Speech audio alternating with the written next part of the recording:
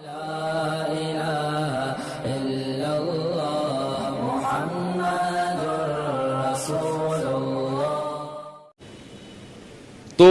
شعیب علیہ السلام نے کیا کہا؟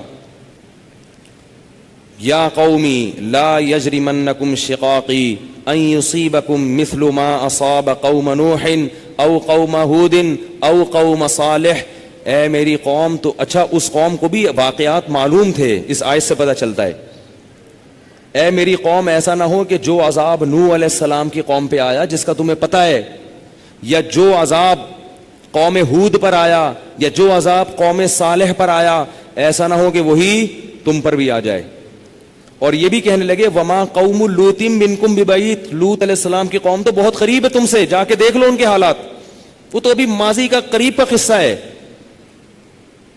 وَيَا قَوْمِ لَا يَجْرِمَنْ وَيَا قَوْمِ اسْتَغْفِرُوا رَبَّكُمْ ثُمَّ تُوبُوا إِلَيْهِ. اے میری قوم اعتراضات چھوڑ دو، استغفروا ربکم، رب سے توبہ استغفار کرو. دیکھو وہ لوگ استغفار کا مطلب سمجھتے تھے، ہم لوگ استغفار کا مطلب نہیں سمجھتے. جب شعیب علیہ السلام نے کہا استغفار کرو تو ایسا تو ان کے لیے تو بڑا آسان تھا، ایک تسبیح استغفار کی صبح پڑھ لیتے، ایک تسبیح شام کو پڑھ لیتے. کہتے اتنی سی بات ہے تو ہمیں تو نماز پہ ویسی کوئی اعتراض نہیں، تو استغفار کی ایک تسبیح پہ کیا اعتراض ہوگا. وہ سمجھتے تھے کہ استغفار کا مطلب ہے گناہ سے توبہ، جو ڈنڈی مار رہے ہیں یہ چھوڑیں اور پھر اللہ سے توبہ کریں. یہ والی توبہ آج کل مارکیٹ سے کیا چل رہی ہے، بہت سی چیزیں مارکیٹ میں شارٹ ہو گئی ہیں بھائی. لوگ چینی کو روتے ہیں، یہ شارٹ ہو گئی، وہ شارٹ ہو گئی، وہ بھائی بہت ساری چیزیں شارٹ ہوئی ہوئی ہیں. تو یہ والی توبہ آج کل مارکیٹ سے کیا چل رہی ہے، شارٹ چل رہی ہے. استغفار استغفر اللہ، ڈرامہ دیکھ کے بھی استغفار ہو رہا ہے، ہائے ہائے کیسا ہو گیا، کیسی ہیروئن ہے، توبہ توبہ، ٹھیک ہے نا کیسا ہیرو ہے، ہائے اتنا گندا گانا، توبہ توبہ استغفر اللہ. تو یہ استغفار چل رہا ہے آج کل. تو استغفار کا مطلب وہ لوگ بولو بھائی سمجھتے. وہ کچھ لوگ بیٹھے ہوئے تھے نا، ایک بس میں جا رہے تھے، سب ایک بس میں جا رہے تھے، ذرا دیندار تھے وہ، تو سب نے تہیہ کیا بھائی اگر کوئی لڑکی خاتون واتون نظر آ گئے نا تو استغفار پڑھنا بھائی، ٹھیک ہے نا، کیا کرنا ہے تاکہ نظریں نیچی کر لیں، توبہ استغفار. تو وہ جیسے ہی ایک نے پڑھا نا استغفار استغفر اللہ، تو سب نے کہا کہاں ہے کہاں ہے کہاں ہے سب نے کیا کہا، وہ لاشعوری طور پر نکل گیا نا کہ چلو استغفار کریں گے لیکن دیکھ تو لیں، بولے بتا یار کہاں ہے کہاں. تو وہ لاشعوری طور پر ہوتا ہے بعض دفعہ. تو شعیب علیہ السلام نے کیا کہا، استغفروا ربکم ثم توبوا الیہ ان ربی قریب مجیب ان ربی رحیم ودود. ایک جگہ فرمایا رحیم بھی ہے اور بہت محبت کرنے والا ہے. ودود محبت کی سپرلیٹو ڈگری ہے، بہت محبت کرے گا تم سے، بہت زیادہ محبت، اتنی محبت کہ اس کے لیے تم نے گناہ چھوڑ دیا بھائی، بہت محبت کرے گا. تو ظاہر ہے اللہ جب محبت کرتا ہے تو ہماری طرح نہیں ہے کہ بہت محبت ہے بس ہے تو بھائی یہ پیسے دو، اتنی محبت ہے تو ٹھیک ہے نا. آپ کو کوئی دوست پریشانی میں آئے آپ کے پاس، بہت پریشان تھا، اس کو پیسوں کی ضرورت تھی، وہ آپ اس سے کہہ رہے یار مجھے تمہیں، آپ کو پتہ نہیں تھا کہ ابھی یہ پیسے بھی مانگ لے گا مجھ سے، کہہ رہے یار مجھے تم سے بہت محبت ہے، ایکچولی میں بتا نہیں سکتا بہت محبت ہے. وہ بڑا خوش ہو گیا بھائی اب تو ٹھیک ہے بھائی. تو کہہ رہے یار مجھے نا 100 روپے کی ضرورت ہے. اب آپ کہہ رہے یار یہ کیسے موقع پہ میں نے اظہار کر دیا محبت کا، ٹھیک ہے نا. تو ہم لوگوں کی محبت کیسی ہوتی ہے، ایسی ہوتی. اگر ہمیں پہلے سے پتا ہوتا پیسے مانگتا ہے تو ہم کیا کہتے ہیں، یار یہ محبت کچھ نہیں ہوتا. مفتی صاحب نے بیان کیا تھا لویریا پر، وہ جا کے سن لینا، پھر ایسا کہیں گے ہم.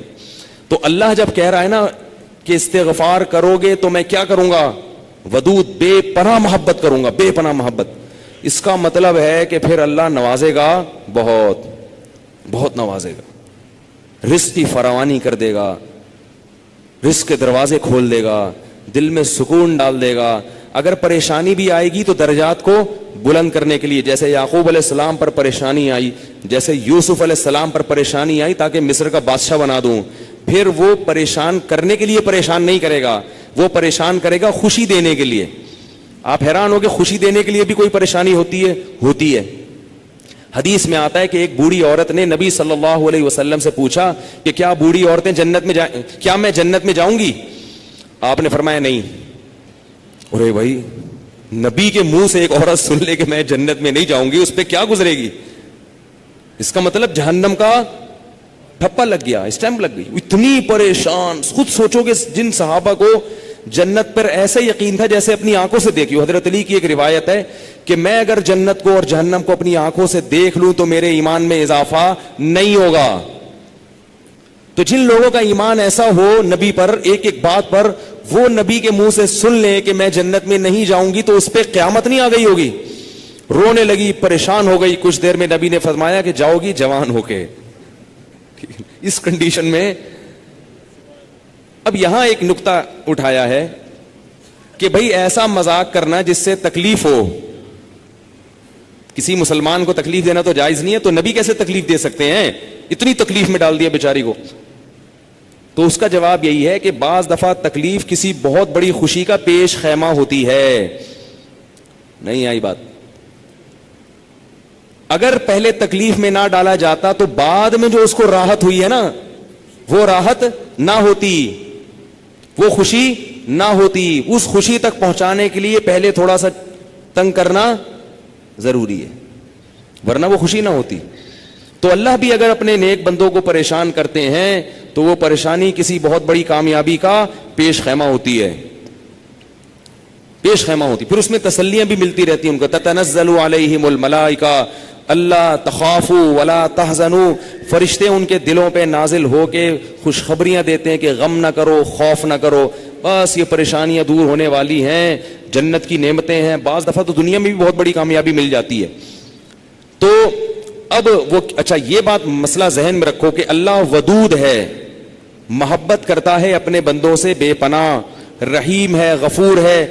یہ بہت بڑی غلط فہمی ہے کہ گناہگاروں کے لیے بھی ہے. نا نا نا نا نا, گناہگاروں کے لیے نہیں ہے.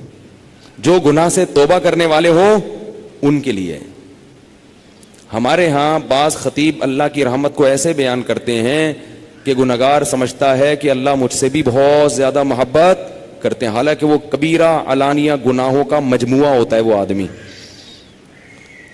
گناہوں سے اللہ کبھی بھی محبت نہیں کرتے, تو گناہگار سے کیسے محبت کریں گے؟ جو گناہ سے بچنے کی کوشش میں لگ جائے, بے شک نہ چھوٹے ہوں لیکن بچنا چاہتا ہے, اس سے بھی اللہ محبت کرتے ہیں. علماء لکھتے ہیں گناہ نہ بھی چھوٹے ہوں لیکن چھوڑنا چاہ رہا ہے, لائن پہ آنا چاہ رہا ہے, تو اللہ اس سے بھی محبت کرتے ہیں. اس کے لیے وسائل پیدا کرتے ہیں, اسباب کیا آ جائے. جو نہیں چاہتا اس سے اللہ محبت نہیں کرتے. اللہ اس کے لیے غفور اور رحیم نہیں ہے. الا یہ کہ قانون یہ ہے, اللہ اپنی رحمت سے کسی کو بخش دیں تو ایک الگ بات ہے, قانون یہ نہیں ہے. قانون یہ ہے کہ وہ کیا ہے, عزیز ذو انتقام, غالب ہے اور انتقام لینے والا ہے. ان الذين يكسبون الاثم سيجزون بما كانوا يقترفون, جو گناہ کر رہے ہیں عنقریب پتہ چلے گا, عنقریب پکڑے جاؤ گے, عنقریب ٹھکائی لگے گی. تو جس سے محبت ہوتی ہے اس سے ایسے باتیں کی جاتی ہیں. آپ کو جس سے محبت ہے آپ اس کو دھمکیاں دیتے ہیں اس طریقے سے. اللہ فرماتے ہیں کہ تمتعوا, مزے اڑاؤ مزے, ان مصیرکم الی النار, آنا جہنم کی آگ کی طرف ہے. حدیث میں آتا ہے کہ میں سب سے زیادہ غیرت مند اور اللہ مجھ سے بھی زیادہ غیرت مند ہے. اور اللہ کی غیرت کو اس وقت جوش آتا ہے جب کوئی اللہ کے حرام کردہ کاموں میں سے کوئی کام کرتا ہے. یہ کون چیخ رہا ہے بھائی؟ ان کو سنبھالیں بچوں کو باہر, کیا ہو رہا ہے یہ پیچھے لوگ بیٹھے ہوئے ہیں دیکھ نہیں رہے ان کو. تو اللہ کو غیرت کس وقت آتی ہے؟ حدیث کے الفاظ ہیں کہ جب کوئی بندہ اللہ کے حرام کاموں میں سے کسی کام کا ارتکاب کرتا ہے. اللہ کھلا رہا ہے, اللہ پلا رہا ہے, پھر آپ ناجائز کی طرف جا رہے ہو. تو حدیث میں یہ نہیں آتا کہ جب کوئی بندہ گناہ کرتا ہے تو اللہ کو اس بھی محبت کا بڑا جوش آتا ہے. نا نا نا, پھر اللہ کو غیرت آتی ہے اور اللہ کی صفت انتقام جوش میں آتی ہے. اس لیے بھائی گناہ کرتے ہوئے اللہ سے ڈرا کرو, اللہ کی رحمت کی امیدیں گناہ کرتے ہوئے نہ لگایا کرو. ایسا نہ ہو کرنے کے دوران کوئی چھت گر جائے, زمین پھٹ جائے. بنی اسرائیل نے گناہ کیا تھا نا, ہفتے کے دن اللہ نے منع کیا شکار مت کرو, انہوں نے کر لیا, تو کیا اللہ بڑا غفور رحیم, اللہ نے معاف کر دیا فوراً. رات کو سوئے ہیں تو صبح کیا ہوا ہے, بندر اور سور جیسی شکلیں بنی ہوئی تھی. اللہ ہم سب کو محفوظ رکھے. تو گناہ سے بچنا چاہو گے تو اللہ کی رحمتیں ہیں, اللہ کی محبتیں ہیں. گناہ سے بچنے کا ارادہ نہیں کرتے تو پھر جہنم ہے, پھر جنت نہیں ہے. سمجھ رہے ہو کہ نہیں سمجھ رہے بھائی؟ یہ باتیں کہتے ہوئے مجھے بھی ڈر لگتا ہے, مجھے بھی ڈر لگتا ہے.